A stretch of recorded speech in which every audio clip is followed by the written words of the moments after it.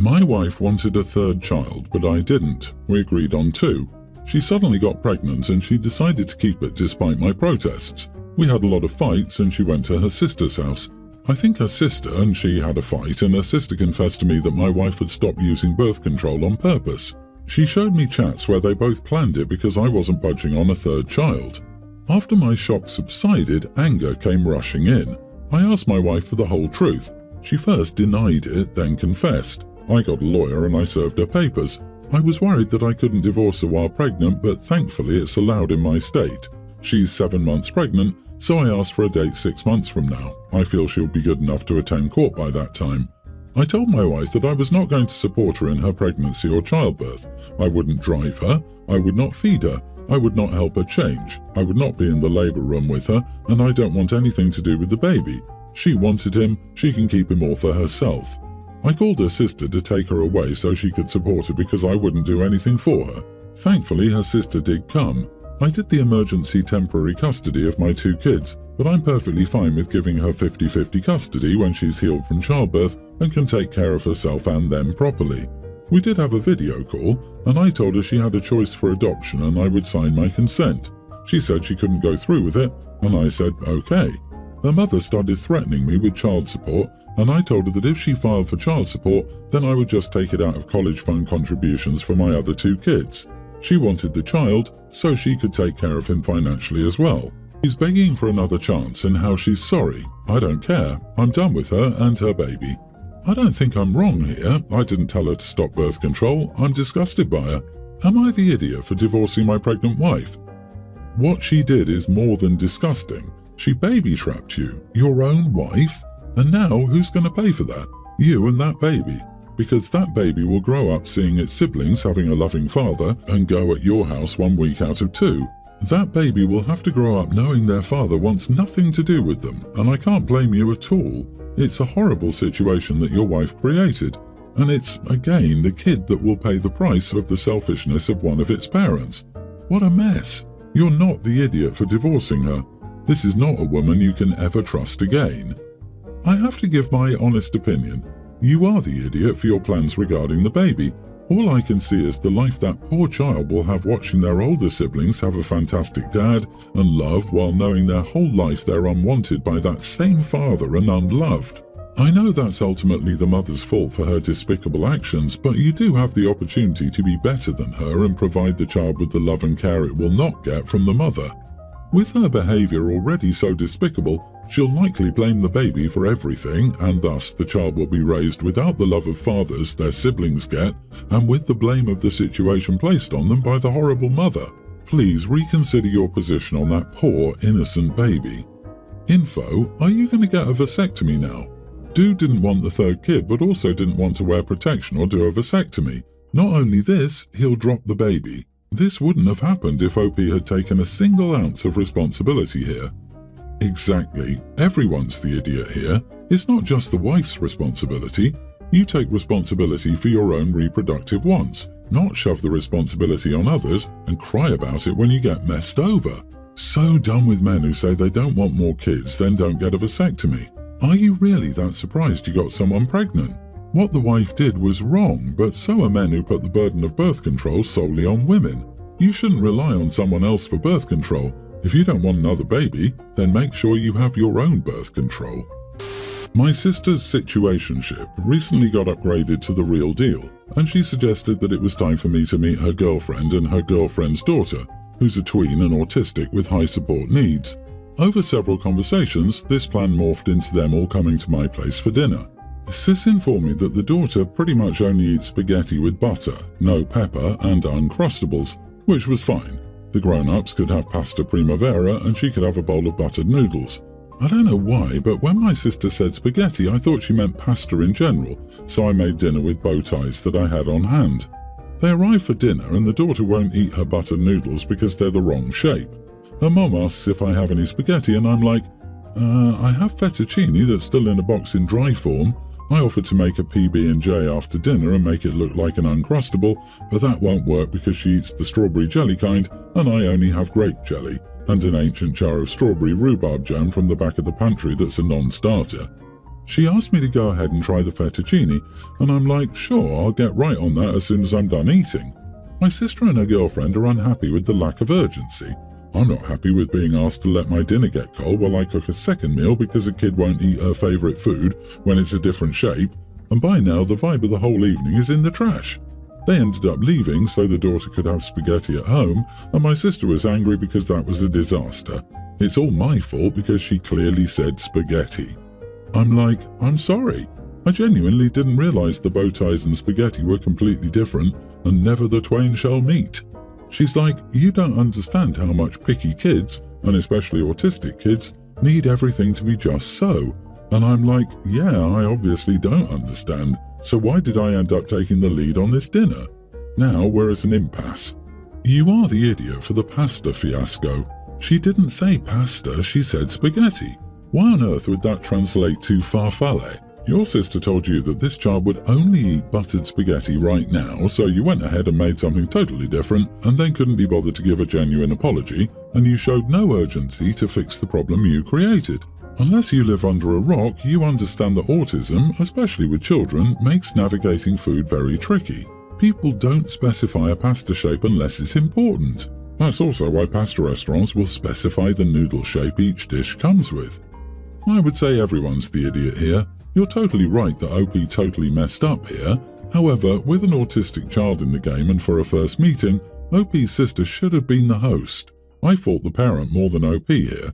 If you know your kid is highly picky or has severe allergies, don't take them to someone else's house for dinner until you know the host is fully aware of their dietary restrictions.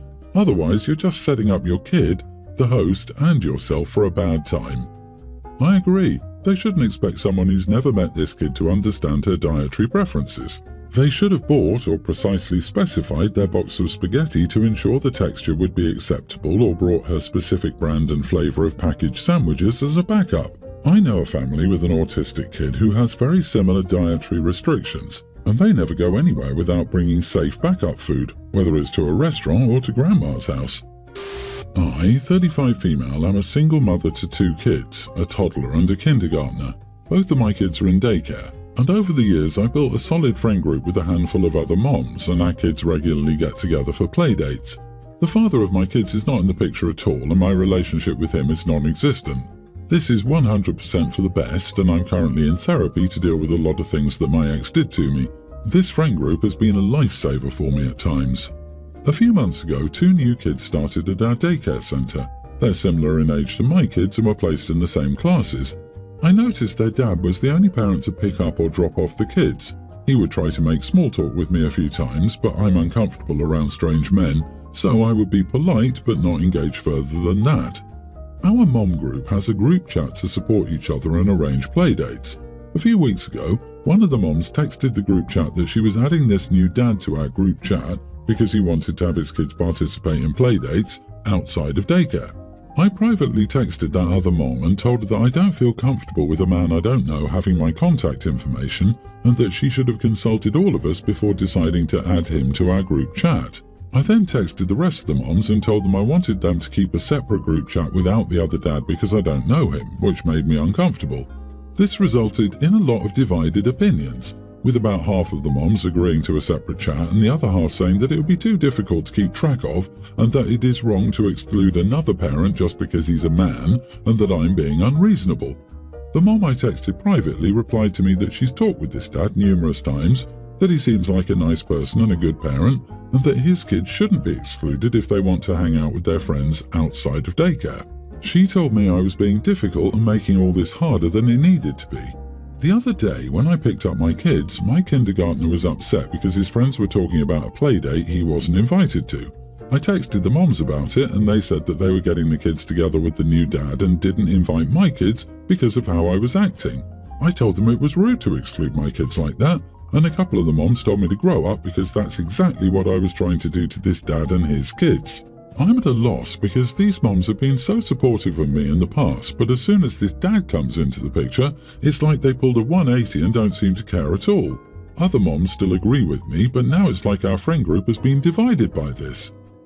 Yeah, you are the idiot. You can't try to exclude him and then complain that it was turned around back to you. You get what you give.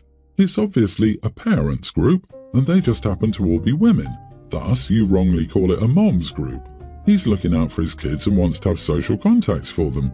You tried to bully your way into excluding him. He's done nothing to you. He doesn't deserve to be excluded because you have trauma with your ex. Your traumas are your own to deal with, not force others to accommodate your selfish wants. You are being unreasonable. You are being difficult.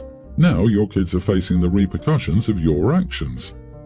OP, set your boundaries and enforce them, but remember, boundaries do not force a behavior or action on others. It's about what you will accept.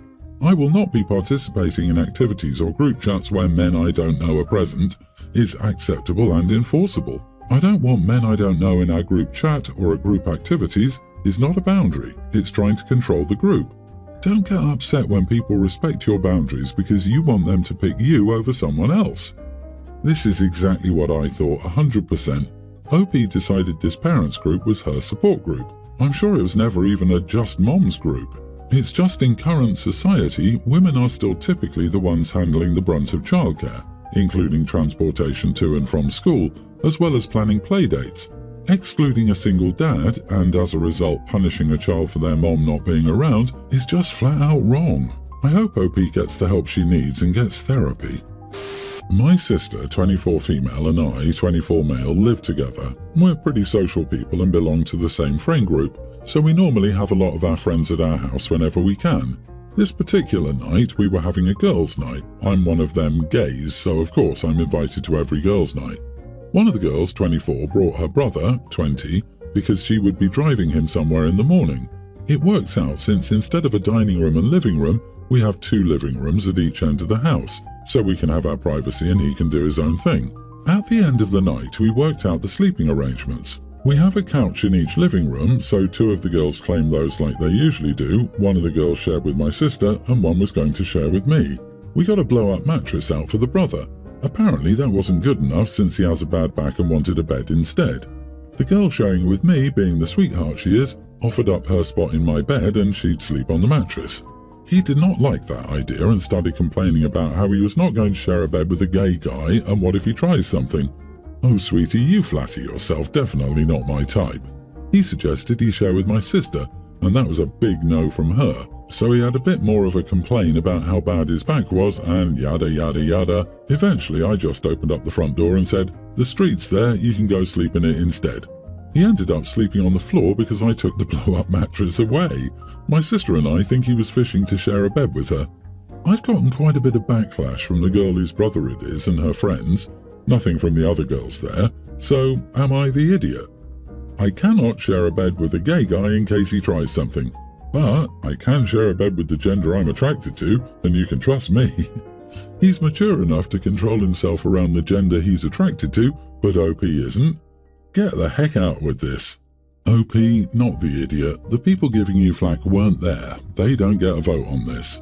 I might just be pessimistic, but it sounds like he was just trying to share a bed with a girl so he could try some crap. That is skeevy behavior in my opinion. I need to sleep on a bed, but also I can only sleep in bed with a girl. There were so many possible sleeping arrangements in this scenario that it began reading like a math problem. Somehow he has an issue with all of them but one. A guest of yours brought a completely uninvited male guest to a girls' night. Then he spent the evening whining about how he wanted to sleep with your sister, while suggesting that your orientation automatically implies that you're out to get him. Gross. As soon as he complained about the accommodations, I would have offered to drop him at whatever hotel he preferred. How did this guy's sister not die of embarrassment from his behaviour? I'd not invite her out again. I have a daughter, Katie, who's a young grammar schooler. She's a very smart and straightforward little girl. People are often surprised by what comes out of her mouth. We talk about filtering, but at her age she's not always the best at it. I admit I didn't use a lot of baby talk when she was younger and do speak to her as I would an adult. Katie has a babysitter, Lauren, who watches her some afternoons if I'm not off by the time Katie is done with school. One night I had to work late. Lauren's mom, Julie, stopped by at one point to drop something off. Now, I wasn't there, but by Lauren's admission, her mom can be a lot. The following is Lauren's account. Katie confirmed it when I discussed it with her privately. Julie began gushing about how cute Katie was and began baby talking her, using cutesy words, pronouncing things with W's, etc. Lauren was cooking dinner for herself and Katie. Julie asked Katie, "Are you ready for your nummies?" Katie got a weird look on her face and asked, "Why are you talking to me like that? Are you stupid or something?" Julie got offended and Lauren told Katie to apologise. Katie said no and told Lauren to stop talking like a baby. Julie left not long after. When Lauren relayed the story, I said maybe Katie shouldn't have been so candid, but Julie shouldn't have talked to her like an infant. Lauren said she just wants Katie to apologise to her mom. I said Julie should apologise to Katie for treating her like a baby. I did talk to Katie about being more polite. She seemed to be receptive. When I told my mom about the whole situation, she was appalled. She said Julie was probably just trying to be nice and didn't realise how mature Katie was. She said Katie should absolutely apologise. Am I the idiot? Okay, as a father of 4 kids, I legit just laughed out loud reading her response, and I'd laugh even harder if I were there for it. It's probably not great, but that's really funny.